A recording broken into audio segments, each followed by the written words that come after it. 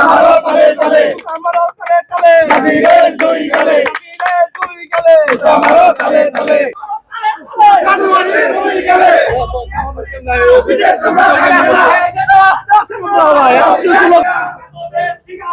এই বাংলায় হবে না এই বাংলায় হবে না এই বাংলায় হবে না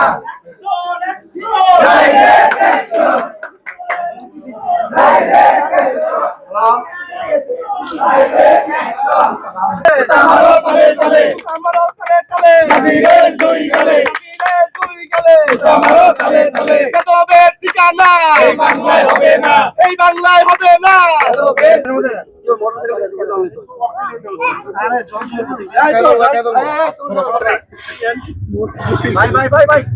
নাসিরের দুই গালে আমারও তলে তলে বেদবের ঠিকানা এই বাংলায় হবে না এই বাংলায় হবে না।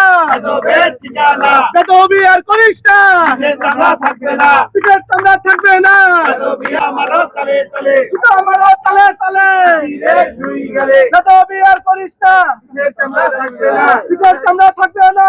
বেদবি আর করিস না। এই সরকার গঠনের শুরু থেকেই, তার আগে থেকেই এনসিপি এক বেদব নাম নাসিরউদ্দিন পাটোয়ারি ও শুরু থেকেই বিভিন্ন গণমাধ্যমের মাধ্যমে, ফেসবুকের মাধ্যমে এবং কি রাজনৈতিক এই প্রতিষ্ঠানের মাধ্যমে বিভিন্ন ধরনের আবল তাবল কথা বলে আসছেন। 2-1 মাস ধরে দেখা যাচ্ছে আমাদের প্রাণপ্রিয় নেতা দেশনায়ক জনাব তারেক রহমানকে নিয়ে অকুরুচিপূর্ণ বক্তব্য দিয়ে আসছেন।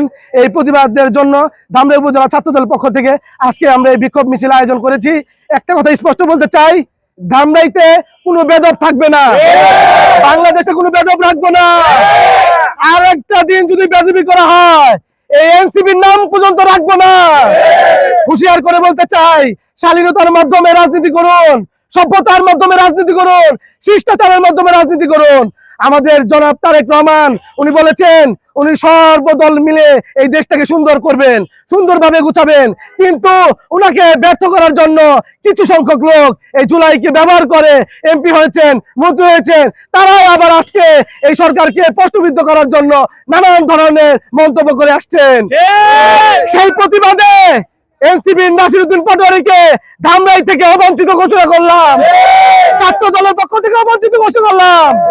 আর একটা দিন যদি দেখি বেদবি করেছেন তাহলে আপনার দাঁত আর থাকবে না।